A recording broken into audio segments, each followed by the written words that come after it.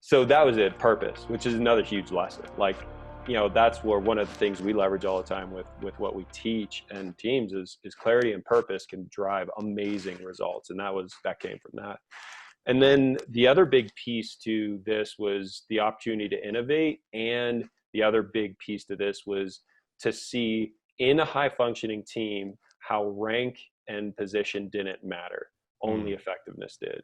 Uh, I'll tell this story quickly, and because you'll be able to get more details in other stuff we do, other Yeah. training, I but think I'll this just would give be you a the high place piece. where if you guys have questions about any of this as we go along, drop it in the comments and we could make a special video going into more depth because there's a lot of depth here. Yeah, this is a really cool story, but the basics of it was that in attacking these vessels, they would armor them and make them very hard to get in. So they would weld steel doors on and plates over the windows. They'd put barbed wires, rig electricity through the railings and string cables to take down the helicopters. They do whatever they could do to make it hard to get on, because all they had to do was get into Iranian territorial waters and we had to get off. And they could either be in Iranian territorial waters or skirt it very closely. So it was this like cat and mouse game of we would attack them in the middle of the night and they would try to get into Iranian waters. We would have to get off. And so time was of the essence. And we had traditional ways of breaching these vessels using concrete saws to saw through the steel doors, or using exothermic torches to literally melt the metal. And we would attack the doors and go in. And though the smugglers were getting better and better at putting in defenses that we just couldn't get through in time. And it was in doing this that I innovated a new way to attack these vessels, to be able to breach these vessels. And here's one: I'm an officer and I'm a new officer. So my job is generally to just shut up and not cause any trouble, right? And basically like do all the paperwork and just Yeah. learn. Two, I'm brand new, right? So I've never deployed. I was the most junior guy from experience on the entire platoon. And I had no training in breaching, right? So I'd had the basic training that everyone gets, but I wasn't like I had a big setup in this. And even though those three things occurred, I have no positional authority. I have no experience. I'm a very junior person.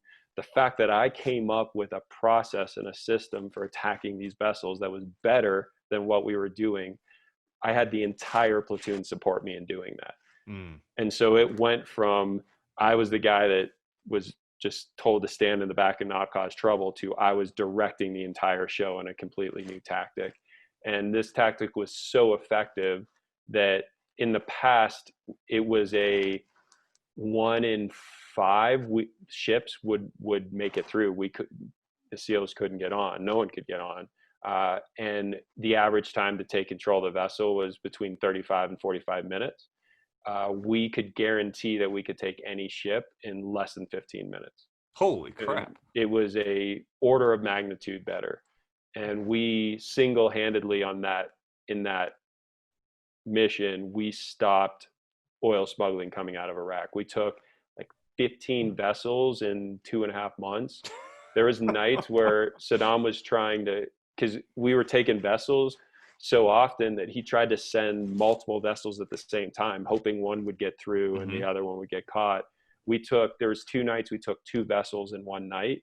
And that Wow. took innovation as well as to how to get off of one and onto the Yeah. next. All of this was done in the summer of 2001 in the Northern Arabian Gulf, where the temperatures are 110 degrees at night. Jeez. Yeah, so I mean, it was epic, but we literally stopped the flow when we were done. That platoon was done. Not one ship ever made it out of Iraq with oil again. Yeah, it So, was so what you're amazing. saying is that you guys were public enemy number one from Saddam's, financial standpoint. Oh yeah, I mean, because each one of those vessels had 1 million barrels of oil on it. I mean, it was epic. And from that, I got back from that deployment, briefed the admiral on this new process, this new system of breaching, that they called the Yatch method, which I think is awesome. That's great. And then I got sent on a tour to train all the other teams. And so here's an officer, a junior officer that no one, generally no one, you know, you're thought of as the least useless person in the platoon. Yeah. No experience, and every single SEAL, like the entire teams would come in. I train all of them. They all listen. I mean, it's real testament to what it means to be a high functioning team, to be able to leverage high performance and function over roles of authority, being able to shift from positional authority to leadership based on functionality. I mean, huge lessons there. Yeah. There's awesome details in this. In one of our courses, the Success Academy, I actually show some video clips from it. So if you're thinking That's about so cool. buying a course, you should get to see the details. But if you want more details, one of the cool parts is I was written about in a book. So this entire process was a chapter in a book. So my first deployment as a SEAL, that my job is generally just don't hurt anyone and don't hurt myself. I got to actually produce something that resulted in changing SEAL tactics. I got a whole chapter in a book the book was Downrange by Dick Couch. We'll put a link in the description below. And I'm chapter 2. Sean Yarrow is my pseudonym because I was still active when they were writing about this. So you can hear the details in that, which is kind of neat. I need to put that on my Amazon card as soon as we get off, because I keep forgetting the name of that book and ordering it. So that'll be next on my list. Yeah, and so that was just the start. And what was amazing is, and this, I think we'll end on this because we're getting pretty long. Mm-hmm. We'll go into another chapter here after this. So we finished that deployment in August, end of August, early September of 2001. So we were on a ship. So for what was probably the last 3 weeks of August and the first week of September, we were on a ship coming back.